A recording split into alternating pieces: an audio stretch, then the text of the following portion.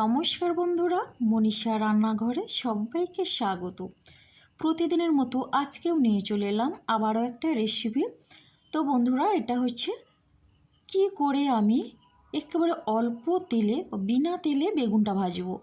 তো এটা হচ্ছে বিনা তেলে বেগুন ভাজা। তো অবশ্যই আপনারা দেখুন, ভিডিওটি লাইক দিয়ে দেখা শুরু করুন আর ভিডিওটি ফুল ওয়াচ করবেন, এটাই আমার অনুরোধ রইল।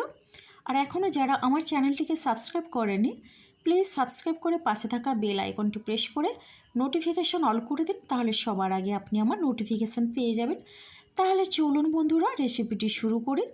তো দেখুন বন্ধুরা, প্রথমে এই রেসিপির জন্যে এখানে আমি একটা বেগুন নিয়েছি। তো এরকম মিডিয়াম সাইজের একটা বেগুন নিয়েছি আর বেগুনটাকে আমি ভালো করে ধুয়ে নিয়েছি। এখন বেগুনটা কেটে নেব। তো দেখুন, প্রথমের সামনের অংশটা কেটে আমি বাদ দিয়ে দিচ্ছি। এবার আমি বেগুনগুলো কেটে নিচ্ছি ভাজার জন্যে। তো একটু মোটা করে কাটছি। তো বন্ধুরা, নরম বেগুন হলে একেবারে ভালো হয়, এটাও নরম বেগুন, তবে একটু দানা হয়ে গেছে। তো যাই হোক, খুবই ভালো লাগবে এই বেগুন ভাজা। আপনারা অবশ্যই দেখতে থাকুন কি করে আমি খুব অল্প তেলে বেগুনটা ভেজে নিলাম।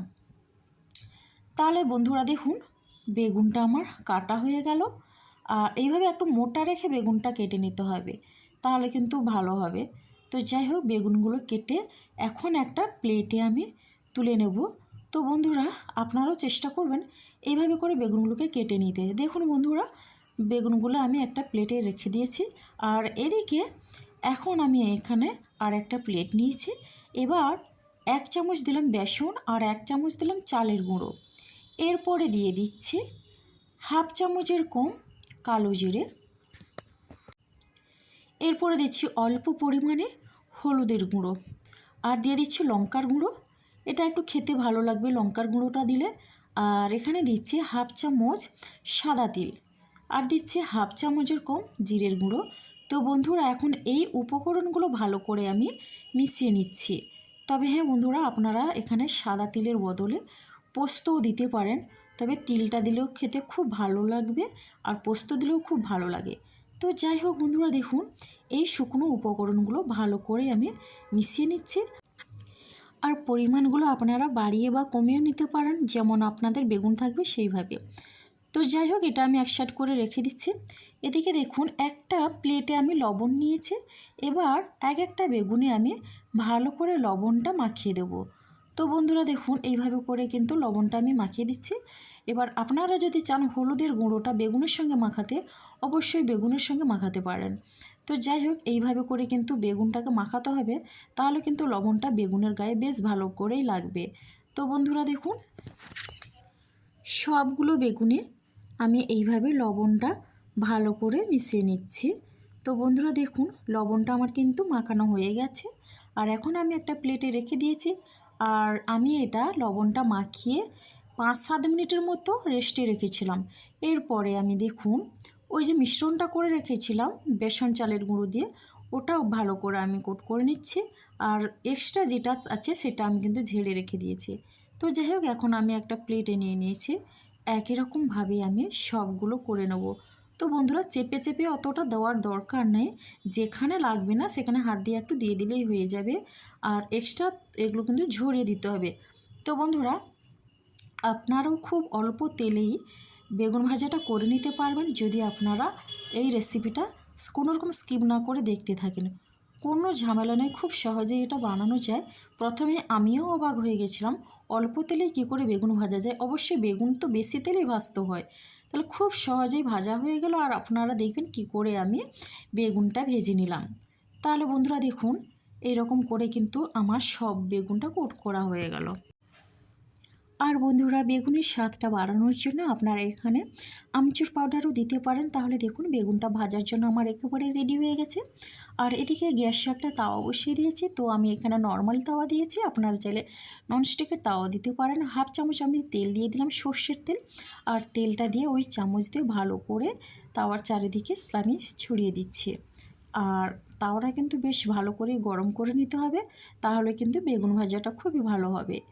তাহলে দেখুন বন্ধুরা, একেবারে আমি তেলটা চারদিকে ছড়িয়ে ভালো করে তাওয়াটাকে গরম করে নিলাম। এরপরে দেখুন, একটা করে আমি বেগুন বসিয়ে দিচ্ছি। তো তাওয়াতে আমি একটা করে বসিয়ে দিচ্ছি। তো বন্ধুরা খুব সহজেই কিন্তু বিনা তেলে বেগুন ভাজা হয়। আপনারা দেখলেন খুবই অল্প তেল দিলাম। বেগুন ভাজতে তো অনেকটাই তেলের প্রয়োজন হয়, আর এত বড় বেগুন ভাজতে কিন্তু এত কম তেলে হয় না। তবু আমি দেখিয়ে দিলাম অল্প তেলে কিভাবে বেগুন ভাজা যায়। তাহলে দেখুন সবগুলো বসিয়ে দেওয়ার পরে আর এখন আমি ঢাকনা দিয়ে এটা 5 মিনিটের মতো, তবে হ্যাঁ প্রথম 20 সেকেন্ডে আমি হাই ফ্লেমে একটু দিয়েছিলাম। তাহলে দেখুন বন্ধুরা এখন আমি উল্টে দেবো। তো 5 মিনিট পরে ফিরে এলাম, আর 5 মিনিট পরে আমি এটা খুব সাবধানে উল্টে দিচ্ছি। আর এইভাবে কিন্তু আমি দুবার উল্টে পাল্টে ভেজে নেব। তো বন্ধুরা আপনারাও চেষ্টা করবেন এইভাবে করে অল্প তেলে বেগুন ভাজতে, খুব সহজেই আপনারাও ভাজতে পারবেন। হাতে সময় থাকলে অবশ্যই চেষ্টা করবেন। আর এটা কিন্তু খেতে খুবই সুন্দর লাগে, যেহেতু আমার মশলাগুলো দেওয়া হয়েছে তার জন্য কিন্তু বেগুনটা খেতে খুবই সুন্দর লাগবে। তো বন্ধুরা এখানে আমি সাদা তেল দিয়ে বেগুনটা ভেজে নিচ্ছি, আর আপনারা চাইলে একটু পোস্ত দিয়েও বেগুনটা ভেজে নিতে পারেন, খুবই সুন্দর লাগে। তো বন্ধুরা দেখুন আমি ঢাকনা দিয়ে বেগুনটাকে আবারও ভেজে নিয়েছি। তো এখন আবারও উল্টে দেবো। দেখুন খুব সহজেই হাফ চামচ তেল দিয়ে কি করে আমি বেগুনটা ভেজে নিচ্ছি। তো বন্ধুরা এইভাবে করে আপনারাও যদি চেষ্টা করেন অবশ্যই করতে পারবেন।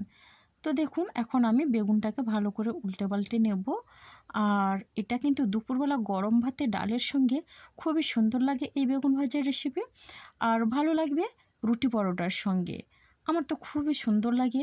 আর এটা কিন্তু যারা তেল কম খান অবশ্যই একবার চেষ্টা করবেন অল্প তেলে এইভাবে বেগুনটা ভেজে নিতে।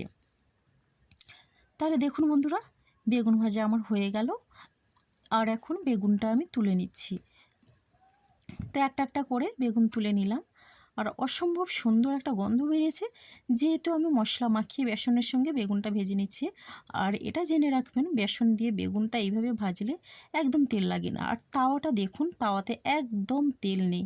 তো খুবই শুকনো তাওয়া, দেখেই বুঝতে পারছেন। এইভাবে করে কিন্তু আমি হাফ চামচ তেল দিয়ে বেগুনটা ভেজে নিলাম। তাওয়া আর খুন্তি দেখে আপনারাই বুঝতে পারছেন। তাহলে দেখুন বন্ধুরা বেগুন ভাজাটা আমার একেবারে রেডি হয়ে গেছে, আর খুব সুন্দরভাবে ভেজে নিয়েছি। আপনারা চেষ্টা করলে অবশ্যই পারবেন। তো যেসব বন্ধুরা এতক্ষণ আমার ভিডিওটি ফুল ওয়াচ করলেন অবশ্যই আপনাদের অনেক ধন্যবাদ রইল। তাহলে দেখুন আমি একটা কেটে দেখিয়ে দিচ্ছি, খুব সুন্দরভাবে সেদ্ধ হয়েছে, আর উপরে কিন্তু মজমুজে হয়েছে, ভেতরে নরম। খুবই সুন্দর একটা বেগুন ভাজার রেসিপি। তো যাই হোক বন্ধুরা আপনারা সবাই সুস্থ থাকুন, ভালো থাকুন। তো আজকের ভিডিওটি আমার এই পর্যন্ত, আর আগামীকাল আসবো আবার একটা নতুন রেসিপি নিয়ে। যাই হোক বন্ধুরা অনেক অনেক ধন্যবাদ আপনাদের। ভালো থাকুন সবাই।